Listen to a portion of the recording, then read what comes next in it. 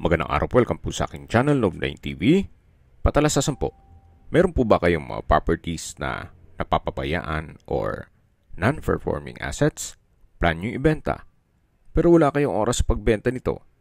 Kung ito'y pagkakatiwala nyo po sa amin, tawag lang po kayo sa aking numero, usap po tayo, gawin ko po ng video for free. Yes, libre po, wala po kayong babayaran. Tutulungan pa namin kayong mabenta ang inyong property. Kami na po bala sa marketing, sa boosting or paid ads. Even sa tripping, hindi na po kayo mapapagod sa pag-entertain ng mga buyers. Kami na po bala sa lahat. Tawag lang po kayo. Nandito po tayo ngayon sa Nasugbu, Batangas kung saan meron po tayong bagong video presentation. Isang brand new modern design rest house na may swimming pool. Pwede rin pong i-convert sa private resort para ito'y maging income generating. May lot area po ito na 500 square meters. Nakabakod na po buong property. At itong bahay ay may floor area na 237 square meters. May 3 bedrooms, 2 toilet and bath. Meron din pong cabana, gym at caretaker's room na may own toilet and bath. Samahan niyo po ako, pasok po tayo. Welcome po dito sa bahay ni Sir na kung saan ito'y kanyang dream house. May pagbabago lang sa kanya ng plano, kaya ibebenta niya lang ito.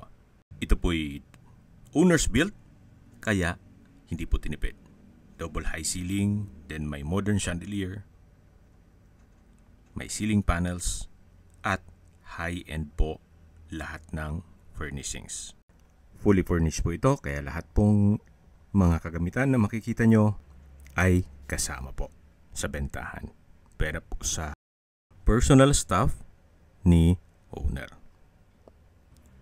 Yan po yung hallway papunta sa 2 kwarto at dito naman po yung dining area na may access naman po papunta dito sa swimming pool.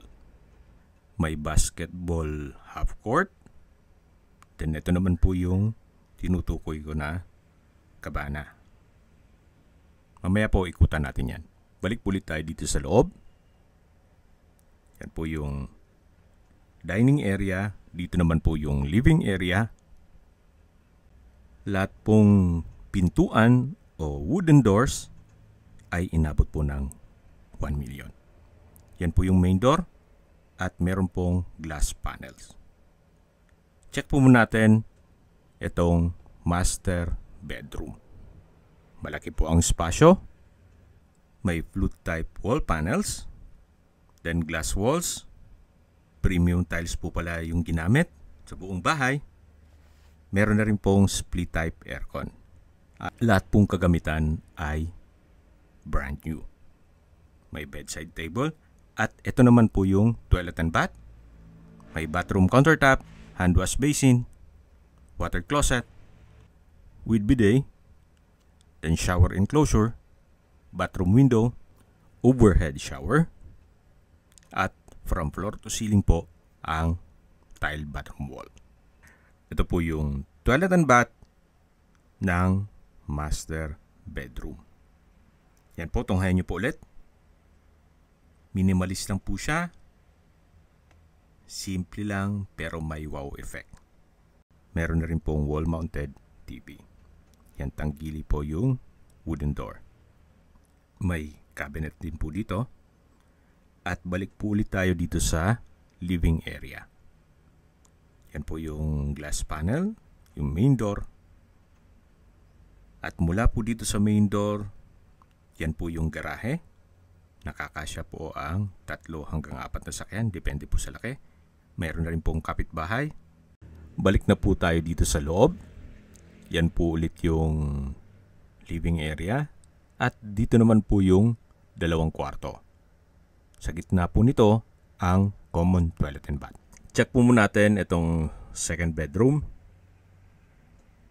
Meron na rin pong bed frame and mattress, split type aircon, glass wall and window, wardrobe, kumpleto na po siya. Bedside table at lampshade. Ito naman po yung common toilet and bath. Tanggili hardwood ang door. May hand wash basin. vanity mirror, bathroom cabinet, urinal, meron pong overhead shower, shower enclosure, tile bathroom wall at bathroom window. Ito pong water closet ay meron na rin pong bidet. Kumpleto na rin po yan. At dito naman po sa kabila ay yung pangatlong kwarto. Malaki din po ang spasyo niya. May bed frame and mattress, split type aircon, pin lamps, glass wall and window. Sa kabilang side po niyan ay yung kabana. May wardrobe na rin po. Yan po yung mga kwarto o pangatlong kwarto. Ito po ulit yung living area. Dito naman po sa kabila yung dining area na may 6-seater dining set at meron na rin po itong wall-mounted TV at drop lights. Yan po yung high ceiling.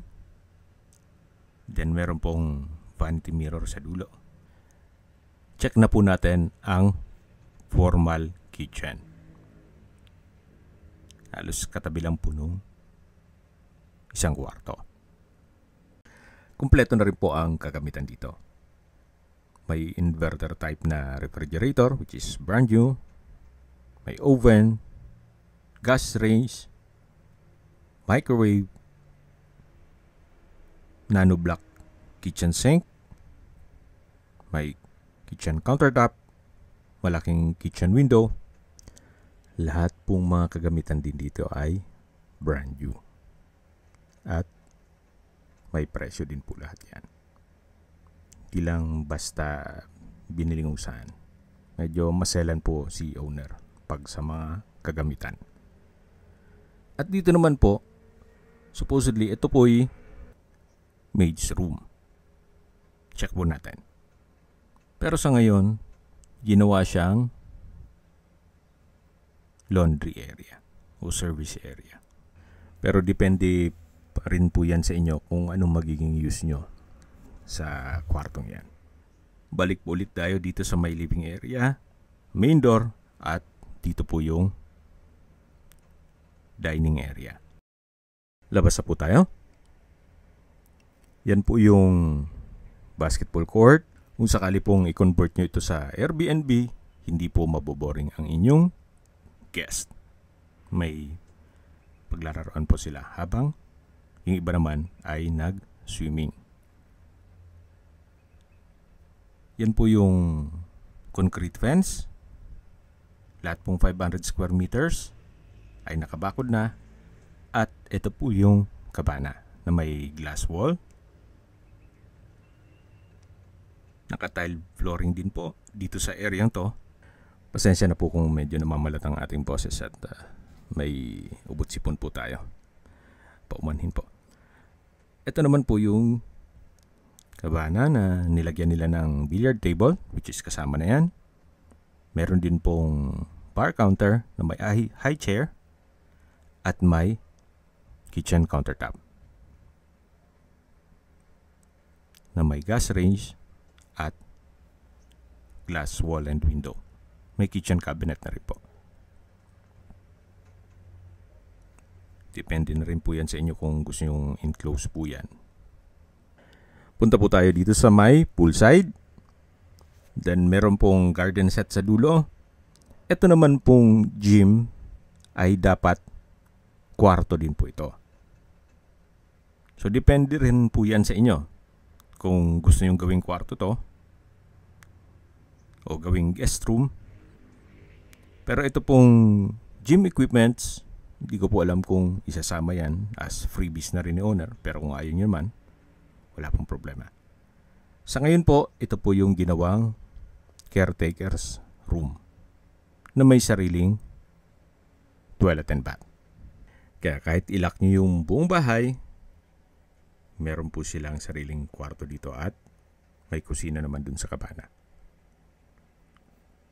Ito po yung naka-tile bathroom wall at kompleto rin po kaya ng water closet at hand wash basin. Ayan po, ikot na po tayo sa buong property.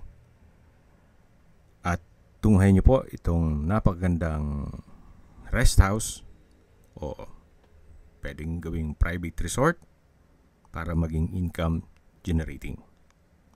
At habang pinagmamasdan nyo po ito, pag-usapan natin ang distance, location at travel time. Mula po sa Tagaytay-Nasugbu Highway, ang distance is 4 kilometers at ang travel time is 7 minutes. Gaya po ng banggit ko kanina, mula po sa main road, ito po ay inner lot. Kaya please manage your expectation kung papunta tayo dito sa property. Mula naman po sa bayan ng Nasugbu, kung saan kumpleto na po doon gaya ng public market, groceries, convenience store, remittance center, banks, schools, church at hospital, even beach resorts, ang distance is 10 kilometers at ang travel time is 18 minutes. At yan po yung lagi kong binabanggit sa inyo na dapat nyo i-consider sa paghanap ng property ay yung meron pong malapit na hospital. Hindi ko naman po sinasabing sakitin kayo. Yan naman po for emergency purpose lang naman.